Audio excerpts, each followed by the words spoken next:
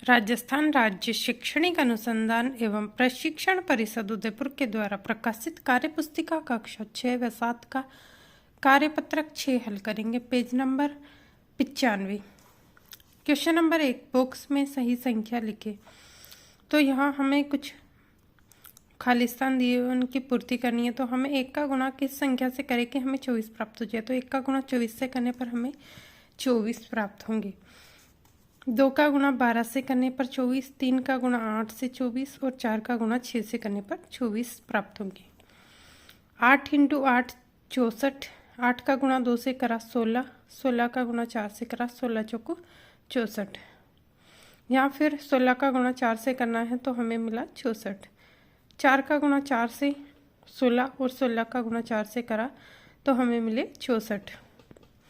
Question इसी का एक और पार्ट है। 12 का गुणा 8 से करा तो 96, 2 गुणा 16 करा तो 32 और 32 का गुणा 3 से करा तो 96। 4 का गुणा 3 से करा 12, 12 का गुणा 8 से करा 96। यहाँ हमने 4 का गुणा 2 से करा 8 और 8 का गुणा 12 से करा तो कितने आ गए 96। इस प्रकार हमने इन रिक्त स्थानों की पूर्ति करके दी गई संख्या बनाई। क्वेश्चन नंबर 2, संख्याओं का गुणनखंड पेड़ पूरा करें। जैसे हमें एक उदाहरण देके दिखा रखा है। ये क्या, यहाँ हमें 30 का 2 पार्ट किए हुए हैं। तो 6 और 5, तो 6 और 5 के गुणा करने पर संख्या मिल रही है 30 और 2 और 3 के गुणा करने से 6, 5 एकम 5। तो इन संख्याओं का आपस में गुणा करने से इनसे ऊपर वाली संख्या बन रही है। तो यहाँ देखिए 49 49 के हमने 2 टुकड़े करे 7 और 7, 7 के 2 टुकड़े हुए 7 एकम 7, 7 एकम 7। यहाँ अगली एक और संख्या हमें दी हुई है 84, 84 के हमने 2 टुकड़े करे 12 और 7, 12 के 2, 3 × 4, 3 का गुणा 4 से करा 3 चौक 12, 7 एकम 7। नीचे दी गई संख्याओं के सबसे छोटे समान गुणनखंड लिखे। यहाँ देखो हमें एक उदाहरण देके बता रखा है 5, 5 के हमने गुणनखंड निकाले 1 और 5, 9, 9 के गुणनखंड है 1, 3, 9। इसमें से सबसे छोटे समान गुणनखंड बताने हैं। तो सबसे छोटे समान गुणनखंड मिले हैं हमें 1। इसी प्रकार हमें कुछ उदाहरण दिए, कुछ क्वेश्चन दिए हैं उनको करना है। 3 के गुणनखंड करे हमने 1 और 3, 8 के 1, 2, 4 और 8। इसमें से सबसे छोटा समान गुणनखंड है 1।